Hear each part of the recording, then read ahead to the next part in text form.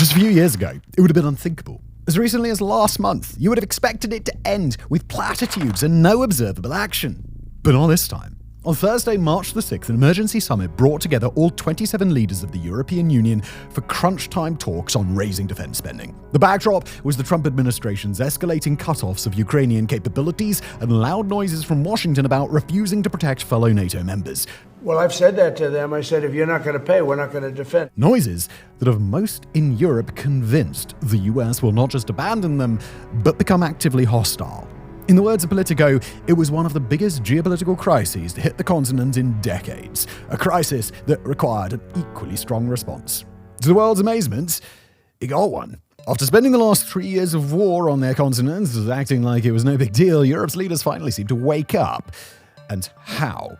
And here's how France 24 described the outcome. Leaders endorsed the European Commission's aim to mobilize about 800 billion euros, that's $860 billion, for defense spending. And that's an astronomical sum. But it wasn't just the figures that were impressive. The summit also ended with a conclusion agreed by all EU members that was practically gung-ho by the bloc's standards, to quote, "Europe must become more sovereign, more responsible for its own defense, and better equipped to act and deal autonomously with immediate and future challenges and threats."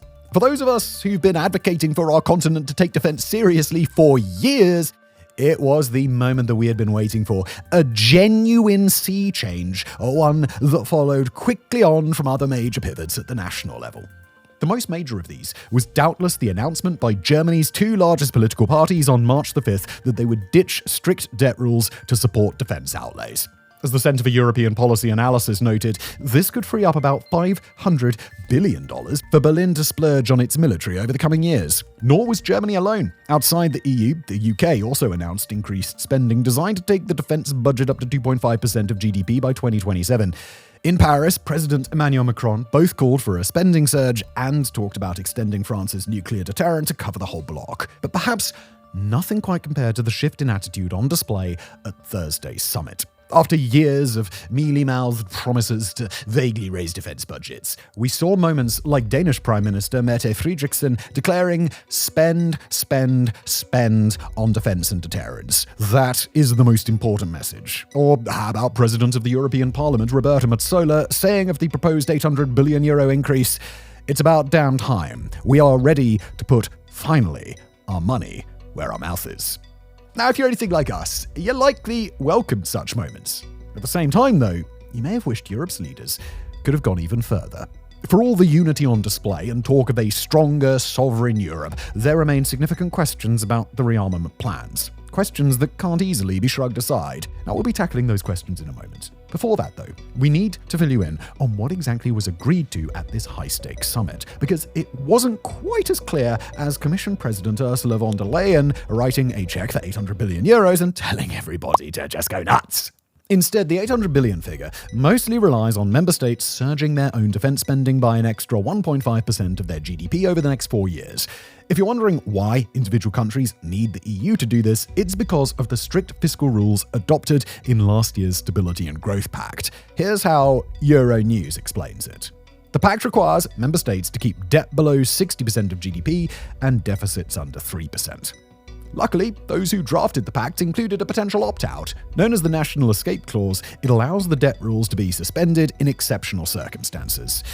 Well, exceptional circumstances are precisely what we're facing. The new rule tweak would therefore exempt defense expenditures of up to 1.5% of GDP from these rules for a period of 4 years. In effect, each EU nation should be able to hike its defense spending by that amount and pay for it via borrowing.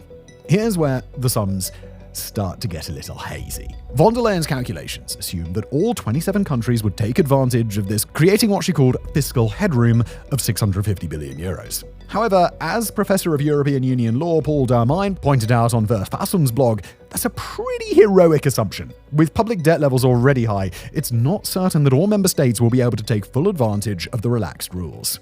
Nor they necessarily want to. The mechanism relies entirely on individual capitals being willing to opt in, and the countries furthest from Russia may just conclude that it's not worth it. As Damine writes, against this backdrop, the Commission's expectation to create additional national fiscal space of 650 billion euros over the next 4 years might prove overly optimistic.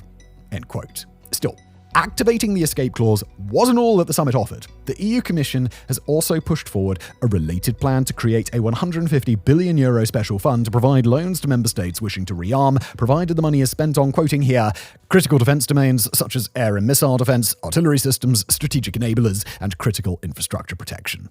The loans would also encourage investment in Europe's defense industrial base, a pretty major deal at a time when buying American kit is starting to look like a dangerous gamble. As journalist Yaroslav Trofimov wrote on X in reference to Washington disabling targeting for weapons donated to Ukraine, some 2/3 of European defense procurement is spent on American weapons. If the US indeed switched off the targeting of HIMARS in Ukraine, a country fighting a war that not just Kiev but most of Europe considers existential, buying any American technology will soon be considered a security risk. Take it together then. The two plans could unlock up to €800 billion for spending in Europe on European defense.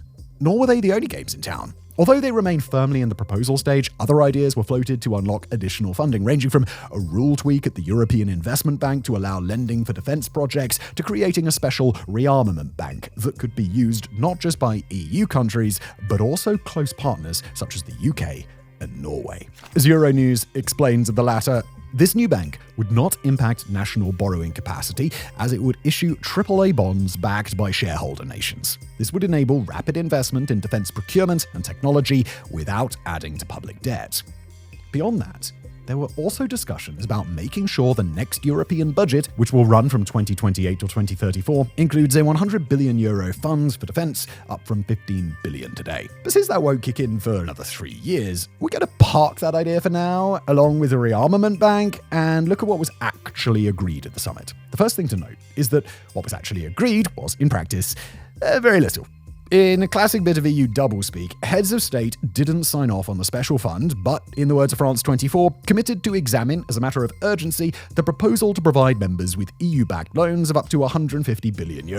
If there's anything more European than responding to an existential threat by promising to examine a proposal to save you in more detail, we've yet to hear it. And to be fair, this was expected. Ahead of the summit, the Atlantic Council noted that hard decisions would likely be postponed until after the publication of the bloc's upcoming white paper on defense later this month. And that's likely for the reason that these decisions will be really hard. The EU budget is forbidden from covering expenditures with defense implications. As Paul Demine writes, the Commission will likely try and get around this by using the emergency clause in Article 122 to set up a special fund. Unfortunately, Article 122 is only meant to be linked to economic policy. Therefore, the outcome might be legal battles over whether creating a special defense fund is even constitutional. And even if it goes ahead, it's debatable whether €150 billion is anywhere close to enough. The Financial Times reports on a recent study by Alexander Burakov and Guntram Wolf, which found that Europe would need 300,000 more troops and an additional €250 billion a year to defend itself without American help. These are the sorts of tough questions we alluded to earlier. Questions about the very workability of much that was on offer. There were even issues with the escape clause to fiscal rules that is supposed to raise €650 billion. For bureaucratic reasons, the clause can only be activated for a year at a time. Although it can be renewed by the Commission, and von der Leyen is saying that it will be repeatedly renewed for a period of 4 years, that sort of uncertainty won't help encourage arms manufacturers to make long-term investments in new capacity. All in all then, the summit was that most European of events, a moment that both managed to be groundbreaking in its implications, but also dogged by a feeling that reality might not measure up to the high-flying rhetoric. As such, it's real easy to be cynical, to expect that nothing will change and European leaders will still be sat around debating in committee rooms even as the bombs eventually fall on Brussels. But just to conclude on that would be unfair. For all we've ragged on multiple European nations on this channel for not taking defense seriously enough, we would be lying if we didn't say the current situation gave us a bit of hope. Hope born of dark and desperate times. Yeah, but also hope that Europe's ability to act in a crisis is only growing. To see what we mean, just look at Poland, where defense spending has surged from a little over 2% in 2021 to nearly 5% of GDP today, or the Baltics, where defense budgets are soaring towards 6%. Or heck, just look at any of the nations that responded to Russia's invasion of Ukraine by getting serious about defense. A certain breed of American politician likes to talk about Europe shirking its NATO commitments. But that's broadly not been true since 2022. Today, only 9 alliance members fail to hit the 2% threshold, one of which is non-European, that's Canada, and one of which, Iceland, is banned by the treaty from even having a military. More recently, there are also signs that incoming Chancellor Friedrich Merz is willing to do what his predecessor refused to do and turn Germany into a defense colossus. As the Financial Times has written, Europe is a rich continent, and the signs are that its leaders can move fast when they have a knife against the throat. Taken together then, the recent summit, the individual spending surges of member states, resembles a beginning. The moment when Europe, at long last, and 3 years too late, wakes from its slumber. Remember, this is a continent with a GDP that absolutely dwarfs that of Russia. It's got a population over 3 times what the Kremlin can call on. It's a continent that's home to world-class defense companies, 2 nuclear powers in France and Britain, and nations like Poland and Finland that are heavily armed and willing to take the fight to the Kremlin. We've said it before. But by rights, it should be Putin who lives in terror of crossing our red lines, and not the other way around.